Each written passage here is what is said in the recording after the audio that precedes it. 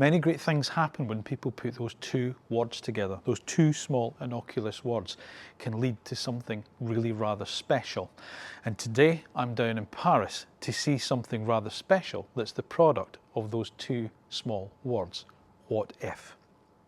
Welcome to this week's sneak peek. Welcome to the new Renault 5 Turbo 3e, and as always, welcome to AutoEV.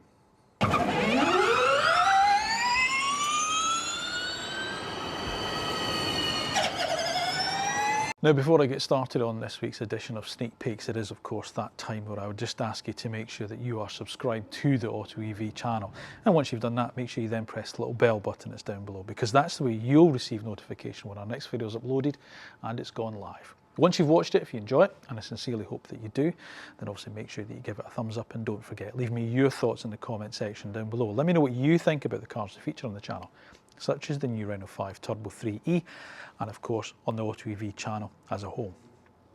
Now, Renault have history with mad hatchbacks, don't they? I mean, you think about it, the original Renault 5 Turbo, the original Renault 5 Turbo 2, the Clio V6, the Megane R26R, and all of those cars came about from those two simple words, what if? And now we have another one. And of course, it is based on their latest product, the new Renault 5 E-Tech. But this isn't a concept car. This is a production car. This is the next car that Renault are going to make in those mad series of hatchbacks. But so what? Now, Renault say that this is a beast of a car built for rallying, drift, track performance, but for the road. And it's going to be Renault's most powerful production car that they have produced. And you don't need me to tell you that in terms of its styling, it takes massive inspiration and cues from those original Renault 5 Turbos and Turbo 2s, but with a very much a modern twist. Your 4 signature light signature at the front here with, of course, your headlights, and then your daytime running lights down there, aping sort of like the big fog lights on the original car, but of course with LED technology. Huge amount of aerodynamic work going on here, because you have this big open duct here on the bonnet, and all combined with the open air intakes here, that's designed to reduce pressure and give more downforce at the front of the car. And the aero work along the back of the car and down the sides of it is just as important. Now, obviously, the styling and the lines of the car are designed to make the Turbo 3e fit into the Renault 5's lineage above the standard Renault 5 E-Tech and of course the Alpine A290. But don't take that as meaning that this is just a regular Renault 5 E-Tech with a dramatic and drastic body kit on it. It is a completely different car. It is a bespoke chassis that the whole thing sits on, a bespoke aluminium chassis with a carbon structure on it as well. It has a longer wheelbase than a standard Renault 5 E-Tech, and as you'll probably notice, it's a 2-door body shell rather than 5-door. The windscreen has been pushed way back, and of course this aero work that you have with this surround around the windscreen, which then fuses into the roof all the way back to this roof spoiler here to help with airflow. The mad wheel arches that are open here to allow airflow to move down the side, and of course these rear air scoops, which again are designed to mimic the original Turbo 5's wide body at the back. Now, the top ones will channel air through the top of the wheel and then out at the rear underneath the rear lights, and the bottom ones will help to cool the brakes. But interestingly enough, over on the left hand side of the car, it's also designed to hide the charging flap as well. Huge wheels, and we're going to talk about in terms of the technical side of it as well, but the car runs in-wheel motors. It's a 2-wheel drive car with in-wheel motors on the rear as well. But does all that really matter? Very dramatic rear to the car. Again, to give you in mind, evoke memories of those Renault Turbo 2s with the really wide back wheel arches here with the venting out there, and then of course this massive rear diffuser as well to help with airflow management. The integrated rear spoiler, slightly larger, but of course you've got the standard production Renault 5 lights down the side. And it is a 3-door hatchback, so it is a Renault 5 hatchback, so you do have some practicality, which we'll talk about next, but are you really going to be bothered too much about that? Now, of course, the one advantage that this car has over the Renault 5 Turbo 2, and of course the Clio V6, is the fact that you don't have to accommodate an engine behind the seats. So all this is devoted to luggage space. So of course, yes, it is practical, but that isn't really what you need to know about. So its interior takes its inspiration from the regular production Renault 5 E-Tech, and it has two screens, one 10.1 inch for the driver's display, the other a 10.25 inch screen for the OpenR-Link infotainment system with inbuilt Google. And as I say, this is similar to the system you'll find on the regular Renault 5 E-Tech and upcoming Renault 4. So it includes navigation through Google Maps that will also take care of your charging stops, plus lots of other services that you'll be able to update over the years of ownership and download.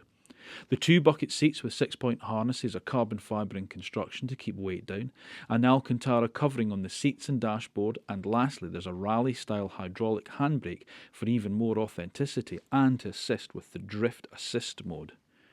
But even all of this isn't really important.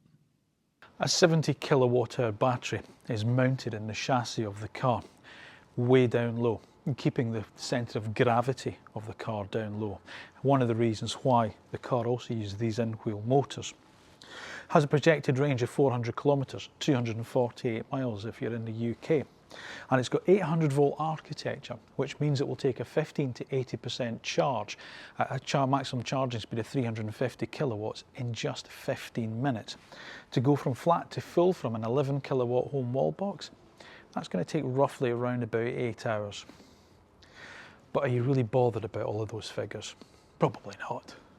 Now there's two rear motors mounted inside the rear wheels. Will produce combined 540 horsepower and believe it or not 4,800 newton meters of torque. But don't take that figure in some respects at literal, because obviously in terms of loss by the time it hits the road it's slightly different. It's a slightly more regular torque figure. But even so, that's instantaneous power that you get. The whole car weighs just 1,450 kilos, meaning a 0 to 60 time of 3.5 seconds. Obviously, there's different driving modes within it. There's regular, there's one for snow where it reduces the amount of torque. There's a race mode in it as well, and a track one, and along with a hydraulic handbrake allows a drift function as well. And where permitted on track, the car will top out at 168 miles an hour. But all of that is irrelevant. Now, as I say, this isn't a concept car. This is going into production. This is the actual production body that we've got here. And it's going to go into production in the first quarter of 2027. It's going to be limited in build to 1,980 units. Why? Well, because 1980 was the launch year of the original Renault 5 Turbo and Turbo 2. Price? Well, it hasn't been confirmed yet, but let's just say the conversation with your local Renault dealer is going to start with the conversation of it's going to be 100 and something thousand pounds at my best guesstimate, and probably to the upper end of that in some respects. But I've no doubt in my mind that they'll probably sell every one that they can build. And let's be honest, price is immaterial, isn't it? Now you're probably going to wonder why I'm being so flippant with some of my statements there. Why do you care about its range? What does it matter how much power it's got? Why is it relevant, in terms of price? And I'm not being flippant about it, but let me just say this. All of that becomes immaterial in some respects because of the sheer desirability of this car. You're going to want one no matter what. Look at it. It's an incredible looking machine, and it's a production car. It's not a concept car. What Renault have done here is they've turned the desirability factor way, way up. They did it with the standard 5, they've done it with the Alpine A290, and they're doing it again with the Turbo 3E. It really doesn't matter how many they build, how far it will go on a single charge, or even lap times of performance, or any of that. It's just the desirability factor that's sky high with this car, and that's why it's going to be a success, and that's why Renault are the success that they are at the moment. They're creating cool, iconic electric cars. This is like Spinal Tap's Nigel Tufnell's amp. They could have made 10 a little bit louder, but they haven't. They've turned it up to 11. And that is what makes the Turbo 3E such a desirable car. And it all started with those two short words, what if? Well, their answer to those two short words is another very short question, because why not? Thank you for watching another edition of Sneak Peeks on AutoEV. As always, please make sure you are subscribed to the AutoEV channel. Then once you've done that, make sure you've pressed the little bell button that's down below, because that's the way you'll receive notification when our next video is uploaded and it's gone live. If you have enjoyed this very, very brief walk around of the new Renault 5 Turbo 3E, then make sure you give a little thumbs up, and of course, as always, don't forget, leave me your thoughts in the comment section down below. Do you think any of those figures matter? Do you just have that one desirability for this car like I do? Let me know your thoughts in the comment section. Now remember, we're across on all social media platforms as well. So Facebook, Twitter, Instagram, LinkedIn, we're there as well. So make sure you give us a follow there, because that certainly does help the channel. And remember, if you're in the marketplace for an electric car, might not be the new Renault 5 Turbo 3e, maybe you're thinking about a used Renault Zoe, but you need to know what all the information there is to know about that car before you go and try one. How do you find out? Well, stay on the AutoEV homepage on the YouTube channel. And just at the top there, there's a little magnifying glass. And if you type the name of the car you're interested in there, if it's been a new electric car in the last 5-6 years in the UK, then of course we'll have subjected it to the actual road test that car buyers trust when it comes to choosing their next electric car. And that is the AutoEV one. All that remains for me to say is thank you once again for watching. Thank you for continuing to support us. I'll see you again soon.